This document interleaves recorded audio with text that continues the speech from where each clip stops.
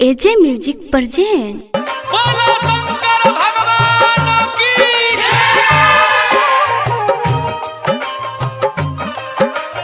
प्रीति films recording studio चिरैया। बाबा भोले दानी सुनी, बाबा भोले दानी सुनी और जी हमार हो।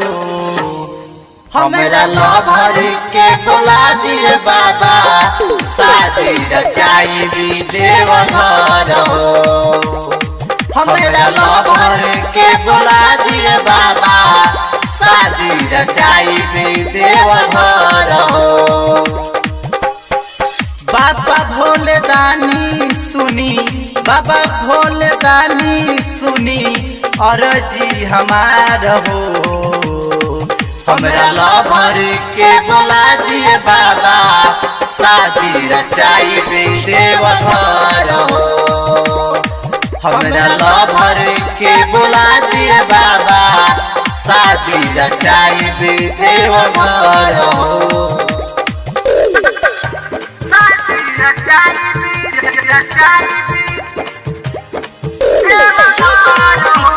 बोला बोला देवघर वाले बाबा की।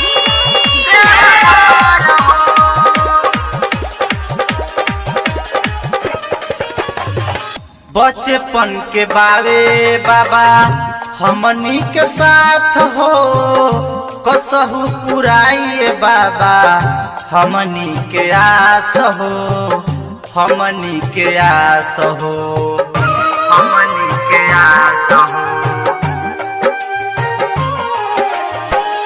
बचपन के बारे बाबा हमनी के साथ हो, कसहु पुराइए बाबा हमनी के आस हो।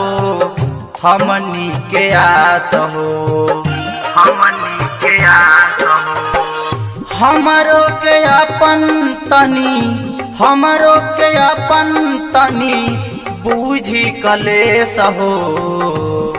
हमरा लभर के बुला दिए बाबा, शादी रचाई भी देवघर हो।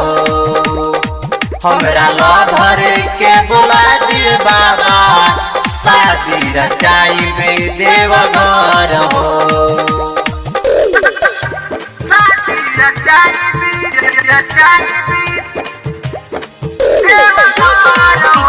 बोलो शंकर भगवान की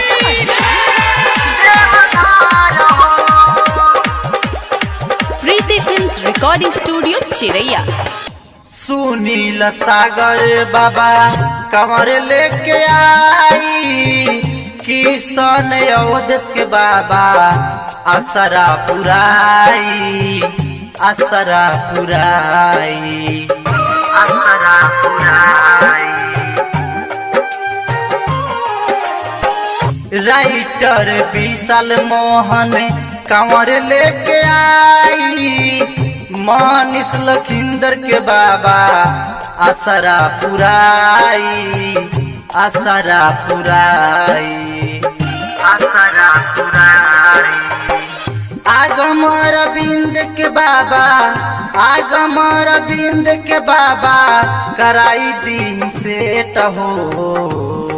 हमरा लभर के बुला दिए बाबा, शादी रचाई भी देवघर हो। हमरा लभर के बुला दिए बाबा, शादी रचाई भी देवघर हो। बाबा भोले दानी सुनी, बाबा भोले दानी सुनी और जी हमार हो। हमरा लभर के बुला दिए बाबा, शादी रचाई भी देवघर हो।